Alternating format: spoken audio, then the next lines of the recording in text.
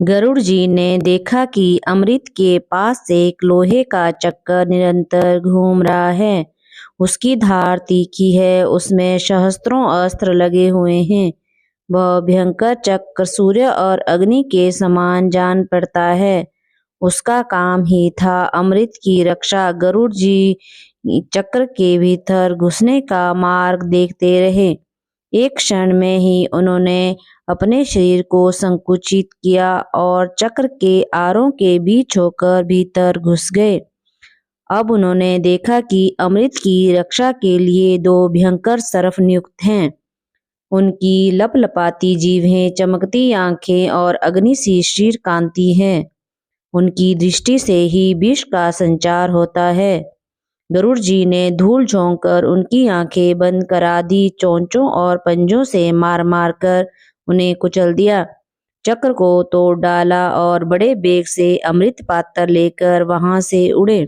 उन्होंने स्वयं अमृत नहीं पिया, बस आकाश में उड़कर सर्पों के पास चल दिए। आकाश में उन्हें भगवान विष्णु के दर्शन हुए।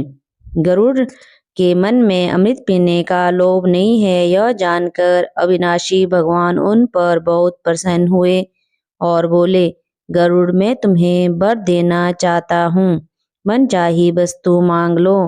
गरुड़ ने कहा, भगवान, एक तो आप मुझे अपनी ध्वजा में रखिए, दूसरा मैं अमृत पिए बिना ही अजर अमर हो जाऊं।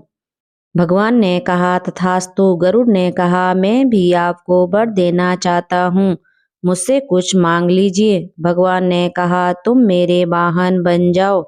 गरुड़ ने ऐसा ही होगा कहकर उनकी अनुमति से अमृत लेकर यात्रा की। अब तक इंद्र की आंखें खुल चुकी थी।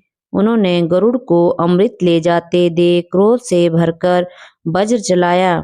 गरुड़ ने वज्र से आहत होकर भी हंसते हुए कोमल वाणी से कहा, इंद्र, जिनकी हड्डी से यह वज्र बना है, उनके सम्मान के लिए मैं अपना एक पंख छोड़ देता हूँ।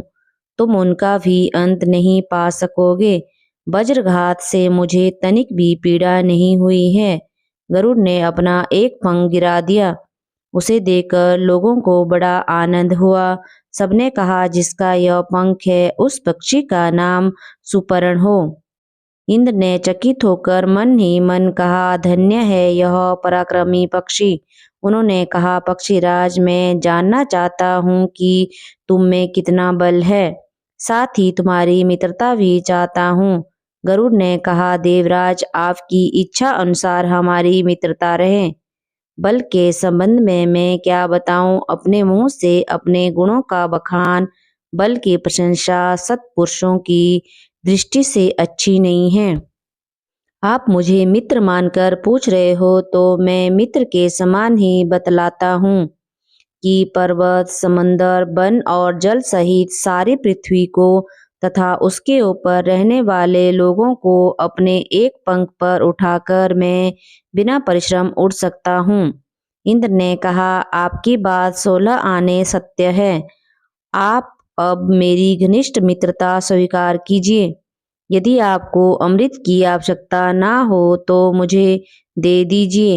यह ले जाकर जिन्हें देंगे वे हमें बहुत दुख देंगे। गरुड़ ने कहा, देवराज, अमृत को ले जाने का एक कारण है। मैं इसे किसी को पिलाना नहीं चाहता हूँ। मैं इसे जहाँ रखूँ वहाँ से आप उठा लाइए। इंद्र ने संतुष्ट होकर कहा, गरुड़, मुझसे मुंह मांगा वर ले लो।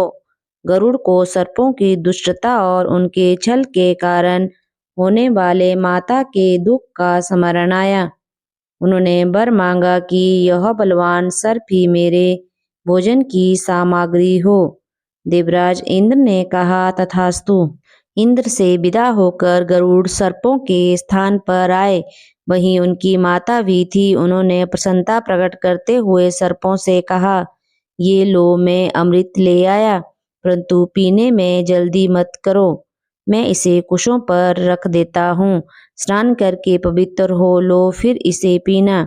अब तुम लोगों के कथनानुसार मेरी माता दासीपन से छूट गई, क्योंकि मैंने तुम्हारी बात पूरी कर दी है।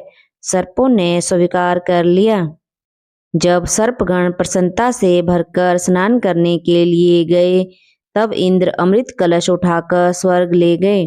मंगल कृत्यों से लौटकर सर्पों ने देखा तो अमृत उस स्थान पर नहीं था। उन्होंने समझ लिया कि हमने विंता को दासी बनाने के लिए जो कपट किया था उसी का फल है।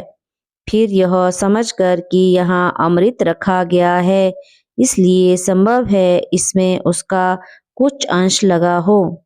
सर्पों ने कुशों को चाटना शुरू किया। ऐसा करते ही उनकी जीभ के दो दो टुकड़े हो गए। अमृत का स्पर्श होने से कुश पवित्र माना जाने लगा। अब गरुड़ कृतकृत्य होकर आनंद से अपनी माता के साथ रहने लगे। वे पक्षीराज हुए। उनकी कीर्ति चारों ओर फैल गई और माता सुखी हो गई।